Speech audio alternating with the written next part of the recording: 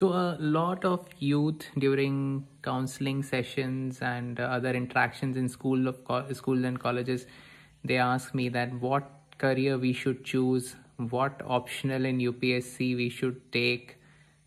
All these questions, the answer should come from within you. What you want to become, what exam you want to give, what career you want to choose, what optional in UPSC you want to select. That why should anyone else tell you that? It is your life, it is your career, and you should select the optional which you love to read. You should select the graduation subjects or whatever field you want to go in, which you are passionate about, which you would love to spend hours and hours reading without getting bored. So that kind of interest should be there. So when it comes to anything relating to career, you should give some time to think about it. What are your interests, and maybe you can try out by hit and try. Sometimes it is very difficult to tell exactly what you want to do just by sitting and pondering over it. Sometimes it is necessary that you experiment with things. If you are able to shortlist, let's say A, B, C, these are the possible careers for me, then you can venture into it. Why not try it for some time? And then once you actually try it, how do you feel about it? Does it make you happy? Does it fulfill your aspirations? And if it fulfills all the criteria, then why not go for it full throttle? So when it comes to career choices or any of these choices, it's better to try out and better to read more, explore more. But eventually the answer should come from within you. Nobody should be able to tell you, or nobody should rather tell you what you should do in your life. During the preparation of UPSC, I came across many people who had no interest in civil service, who had some other passions, but it seems that their parents wanted them to become, a civil servant.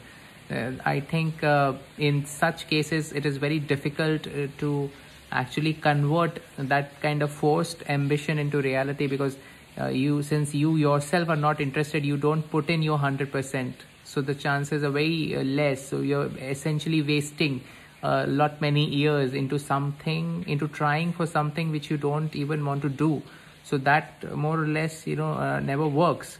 So before going on a path, I think it's very important that you are sure that you want to go this way. Only you have to decide what is right for you, what will make you happy, what will give you joy, what are the areas which make you passionate about, and you should go in that particular direction and make a career out of that passion. Choosing the right profession is very, very important. If you just ponder about it, 60 to 70% of our life's time we will be engaged in our profession. We'll be putting all the effort and all the energies into it. I'm not saying that becomes your sole identity, but a major portion of the life is spent on what your professional side is. So would you want to do something or devote this much time to something which you don't want? I'm sure the answer is no. So in that case, it is very important for the youth to deliberate on this, what they want to become, what career they want to choose, because most of their lifetime will be spent on that.